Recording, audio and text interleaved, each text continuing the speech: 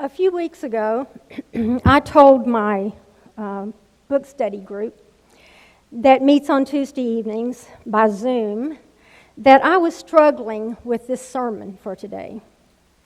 I studied the history of what was going on in the Roman Empire when the story took place, the culture in which it happened, and the actions and reactions to what Jesus says and does in this story. All my questions still haven't been answered. But perhaps what I have discerned will help us look at this story in a new or at least a different way this morning. When our son was young, he imagined how cool it would be to be a Jedi. He wanted to wield a lightsaber and dreamed of being able to use the Force the way he wanted to. My mother was a seamstress, and so she made Alan a Luke Skywalker costume for the Halloween before we left the States for what was then Upper Volta and now is Burkina Faso, West Africa.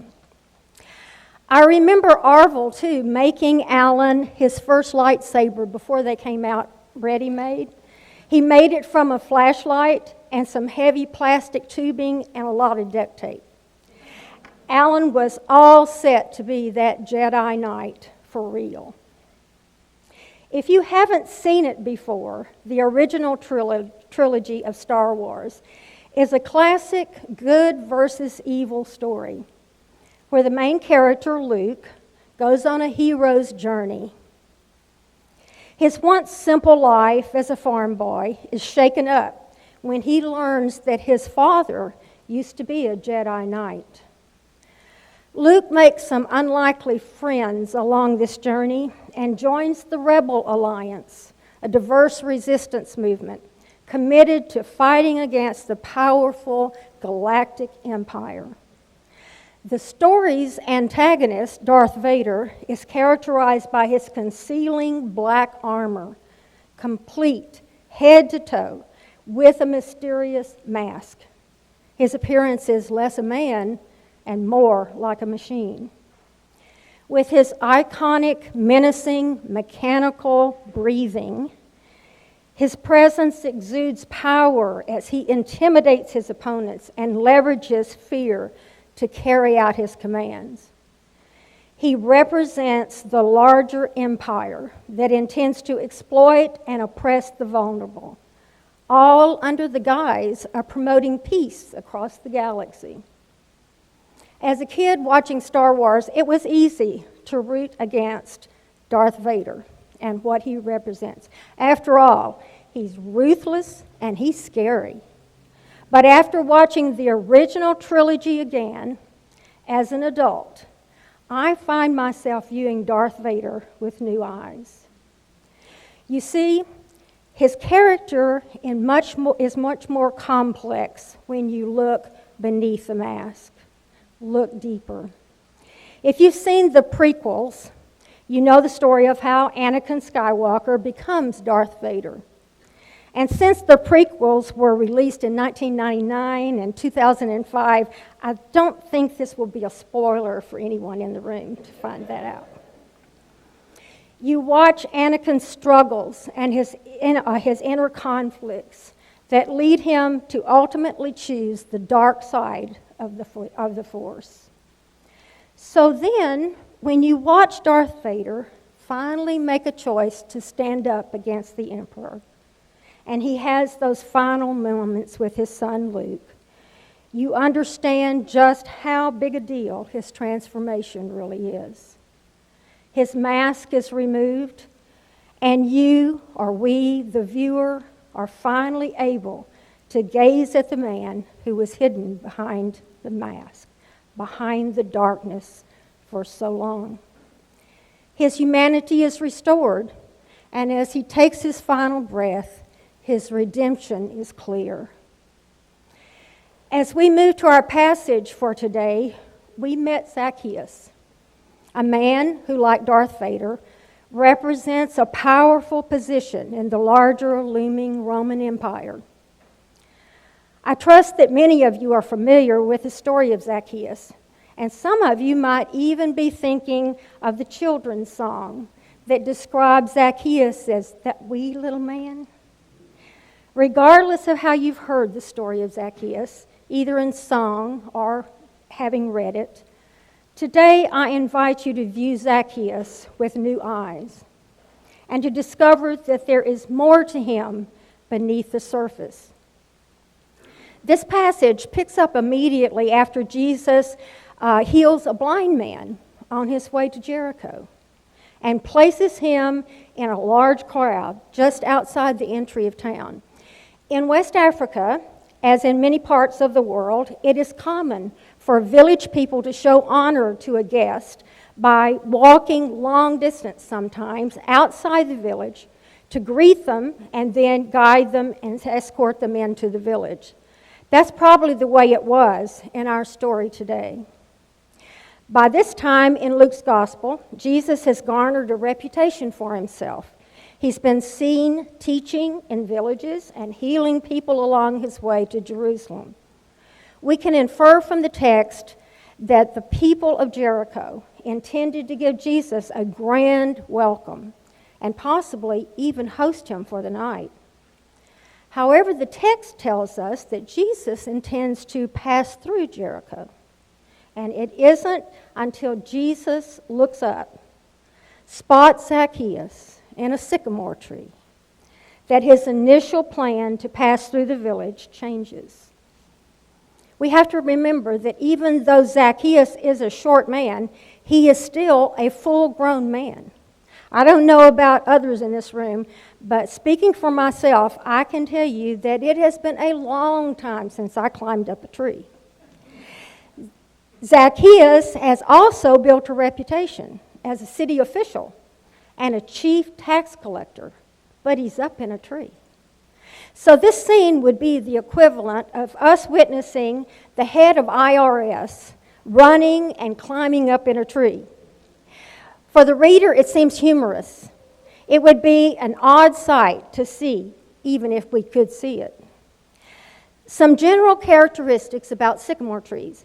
They can grow to 75, 100 feet tall, and then their branches can stretch out and span 50 to 75 feet wide.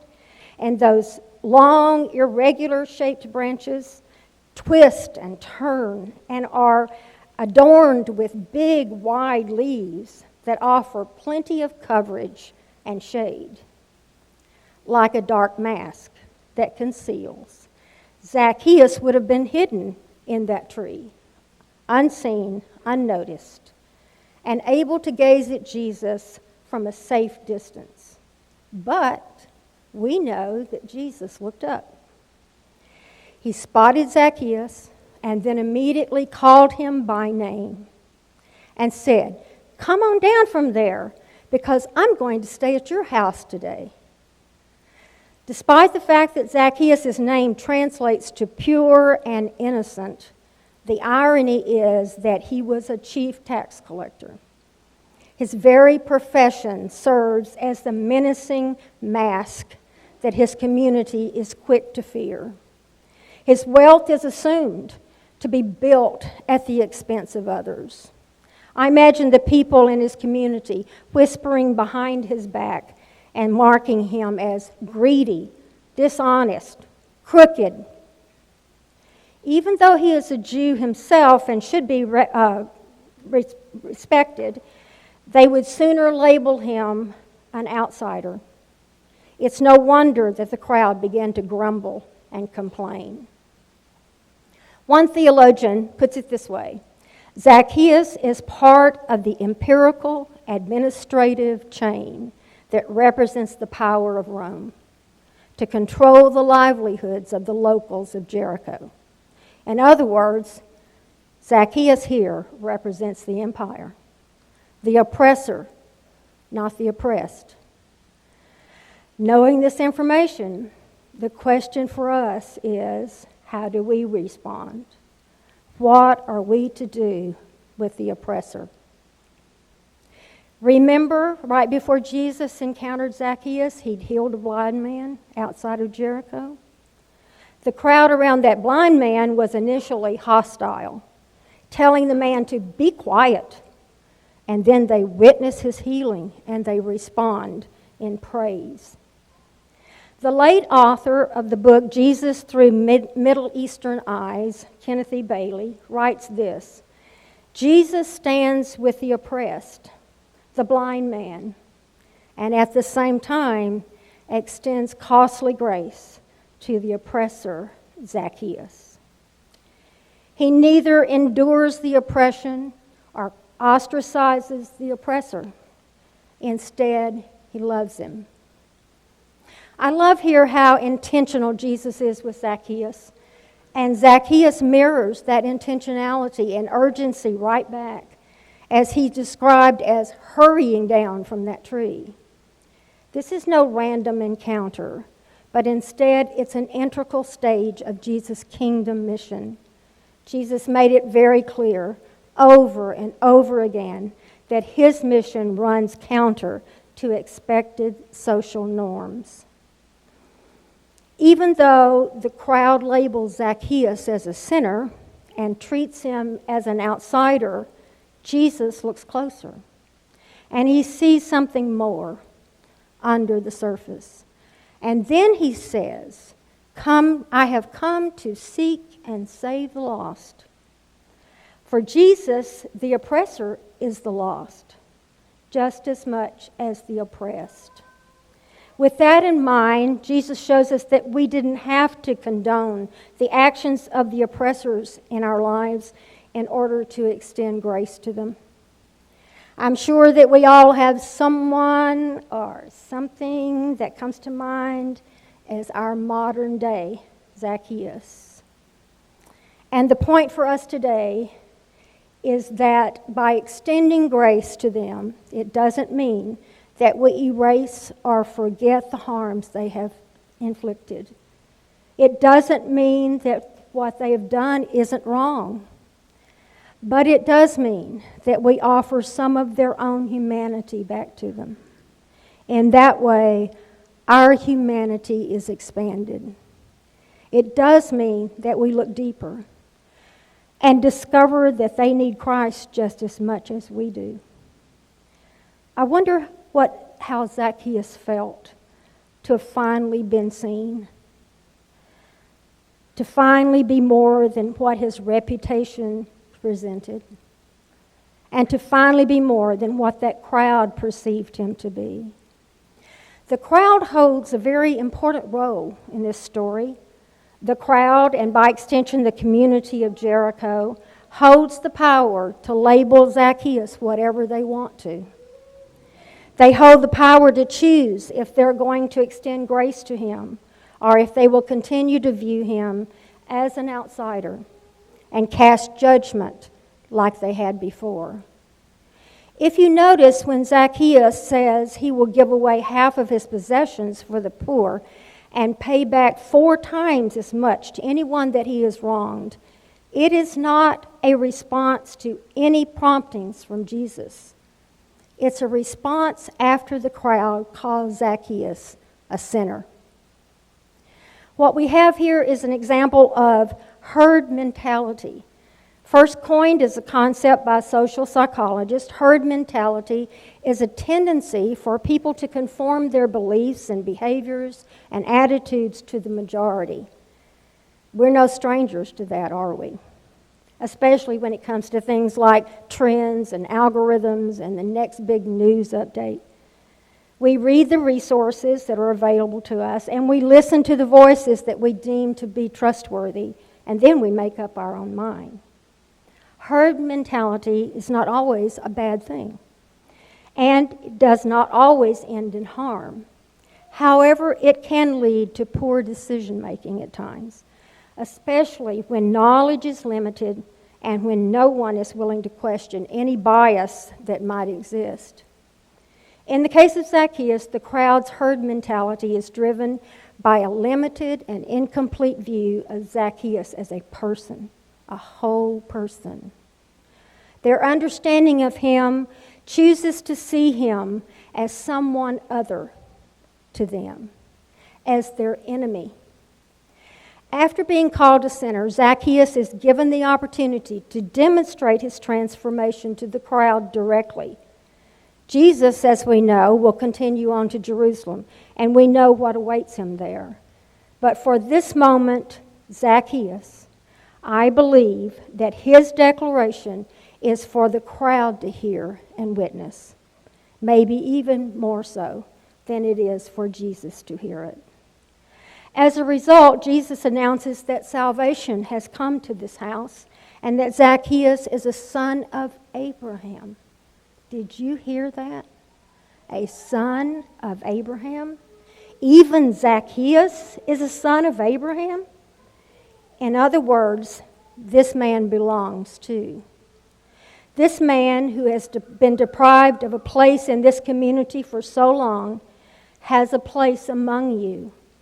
In one sentence, Jesus flips the script, suggesting that Zacchaeus might not be the evil tax collector that they have characterized him to be. The crowd now must consider if they will continue in their previous way of thinking, or if they will embrace Jesus' compelling vision for restorative justice, to offer Zacchaeus a seat at the table, to hold him accountable for the harms he's caused, and then to find a new path forward together. A mumbled, "Sorry, I'll try to do better," from Zacchaeus is not going to be enough to show the crowd or to sway them and undo the harm that he's caused. Jesus went out on a limb, so to speak, to extend love to Zacchaeus, but love without transformation does not lead to reconciliation. It is Zacchaeus' declaration and commitment to live differently that makes reconciliation possible. His commitment to the community to change is what brings him back into it. Even Zacchaeus is a son of Abraham. Even this man can change. And even the oppressor can be restored back into the community. While we don't get to hear how the crowd in Jericho responds, may we make the choice to be like Jesus. May we remember that we don't have to endorse the actions of the oppressors in our lives in order to extend grace to them. And may we remember to gaze beneath the mask, to see the humanity that lies underneath. Amen.